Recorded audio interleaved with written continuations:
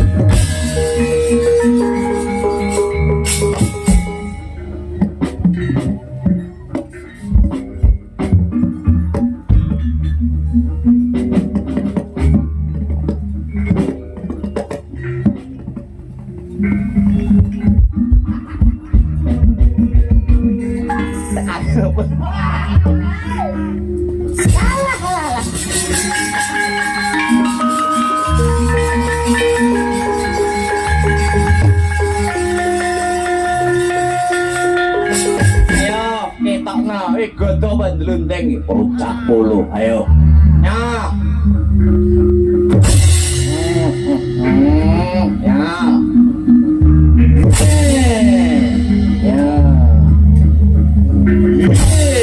ayo hitam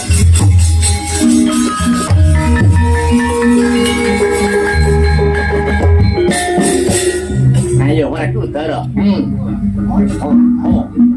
iya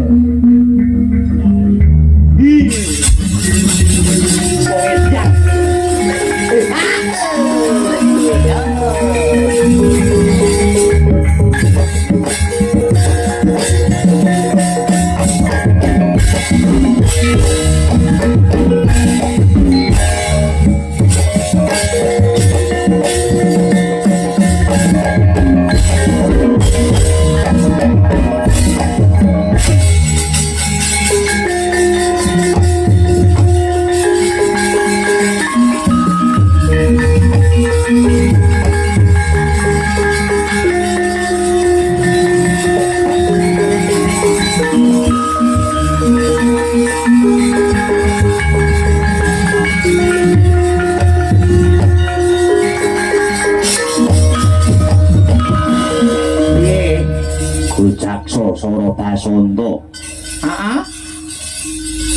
wis tak pateni terus aku genti musuh kakane sapa Sengguni menang po kalah Sengguni ora kalah sekti kok ora kalah sekti ndak tibane kuku Pancanaka ora ginawe rasa ndak dublak Aji Bandung Bondowoso ungkal bener blabak pengontol-ontol ngantol-antol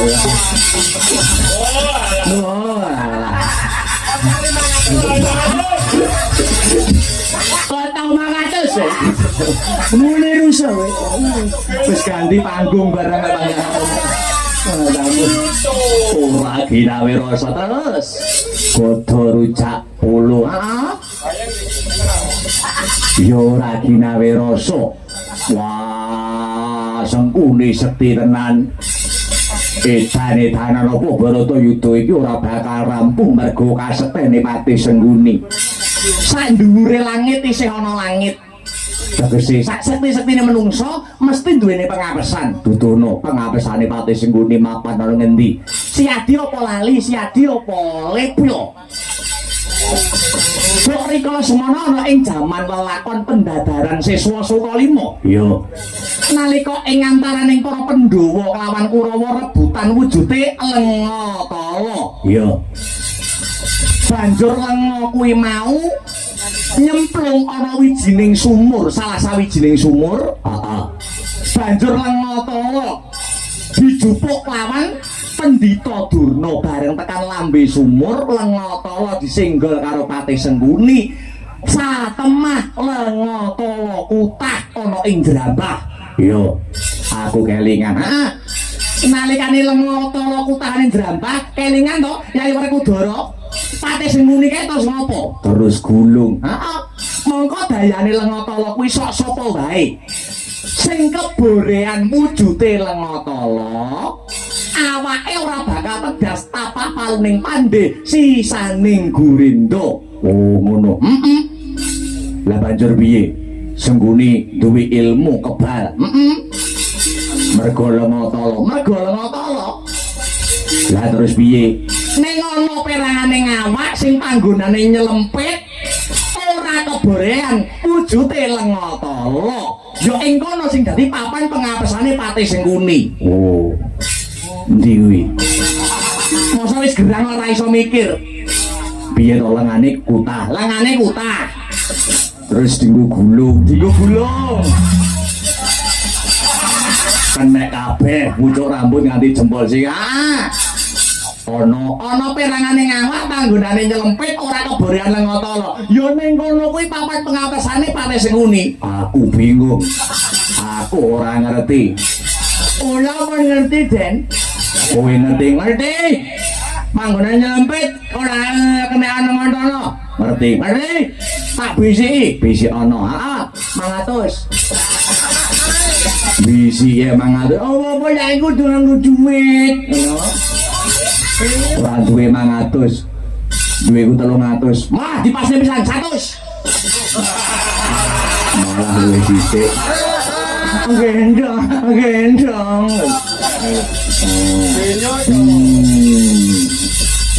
Malang guyu. Bisiki malang guyu. Wis dibisiki, Bagong. Wis. Papane pengapesane Patih Sengguni ora ana liya mapan ana ing dubur Cantaka.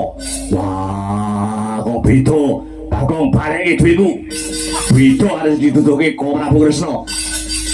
Dubur Cantaka. Kowe mau bisik apa to, Gong? Silit. Walah. Ayo. Kowe iki mbok wong Jawa iki mbok rada dialus sithik. Ngono kok diarani dubur Cantaka. Mbok dilus mosok muni silit. Iki wayang lho iki. Mosok wayang mbok muni silit. Ora pareng dilus dubur Cantaka aja muni silit. Lah ngono malah akeh. Gendir pisan. Tindakno Werkudara.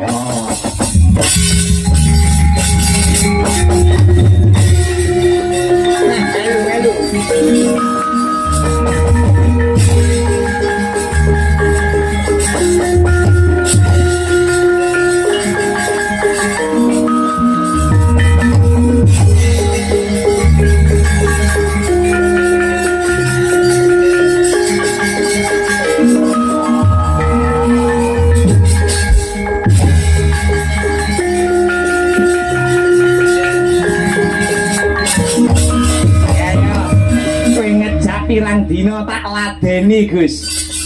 Kowe majune apa mentas meguru anyar. Sengguni aja gembelo ndasmu. Sak dhuwure langit isih ana langit. Saiki aku wis ngerti papan durunge pengapesane Patih Sengguni Jajal. Papan pengapesanku ana ngendi? Papan pengapesanmu mapan ana ing dubur Candaka. Aduh mati aku. Yo.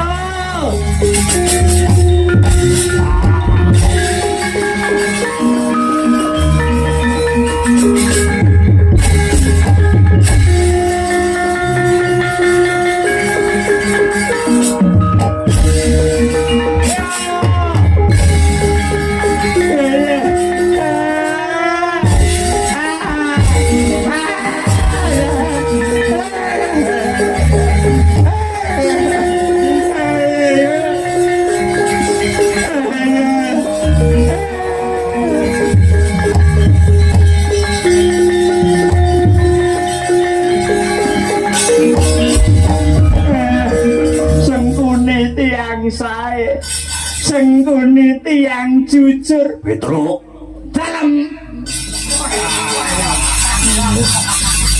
kinggone sing ndi? Wis gerang bareng ora iso ranggone lho.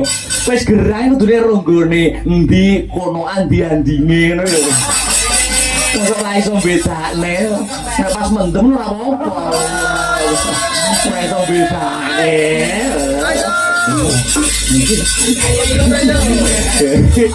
Silake sik lho.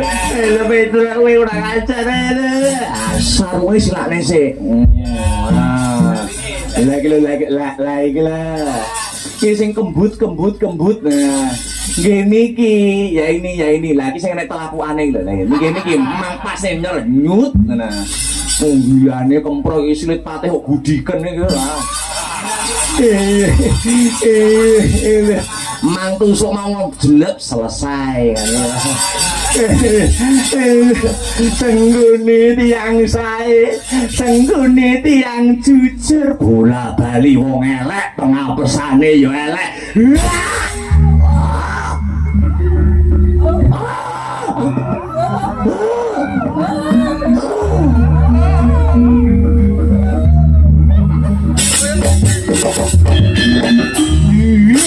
Mutar senggune we. Nah, aku ya ora trimo. Mutar we. Anggep ya we. Wale. Kula tiang sae. Kula tiang jujur. Mutar ning ngene matimu senggune.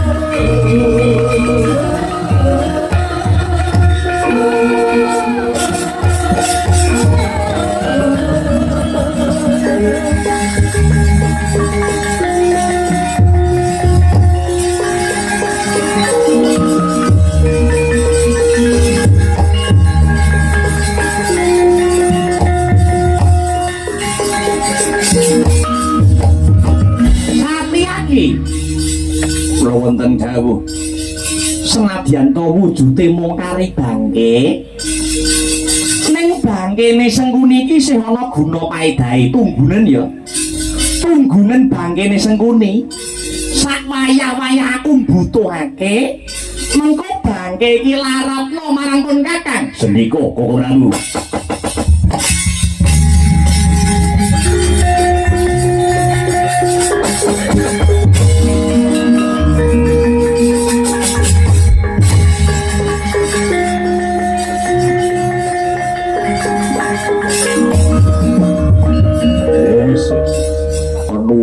Nunggu batang kok elek menasi Gustiaki yo malah koyo ngene iki lho oleh-olehane Gusti Allah rasane ngene mergo nek sare sing gugah sapa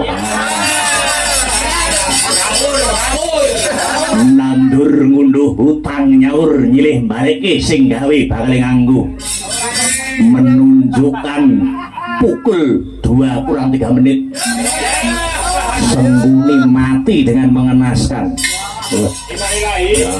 Ya.